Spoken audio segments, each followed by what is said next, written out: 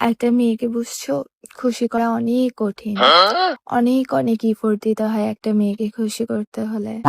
যেমন তাকে ভালোবাসতে হয়, তার টেক কেয়ার করতে হয়, তাকে ছোট ছোট গিফট দিতে হয়, সারপ্রাইজ দিতে হয়, অনেক অনেক সময় দিতে হয়। তারপর তাকে ঘুরতে নিয়ে যেতে হয়।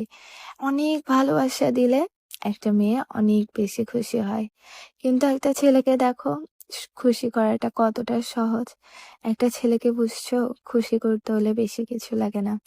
একটা ছোট্ট সামান্য জিনিসে একটা ছেলে অনেক বেশি খুশি হয়ে যায়। আর সেটা কি জানো? সেটা একটা বেডি।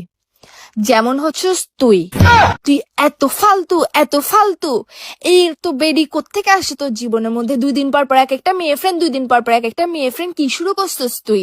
তোর জীবনে এত বেডি কোত্থেকে আসে আমাকে একটু বলতো। তোর জীবনে বুঝছস, বেডির নাম মুখস্থ করতে করতে কোন দিন দেখবি যে আমি আমার বাপ মায়ের নাম ভুলে যাবো কা, নিজের নামও ভুলে যাবো কা কোন দিন বেডির নাম মুখস্থ করতে করতে। এমনিতে তোর কোনো খোঁজ খবর থাকে না, মুখেটাকে লুটটা শুটকির মতো বানায় রাখোস। যখনই বেডির কথা বলে মুখেটা হাসতে হাসতে খুশিতে ভরে জায়গা। কি শুরু করছিস? ভালোই যায় না? ভালোই থেকে পয়সা লাগে তোর থেকে, ফালতু কোথাকার।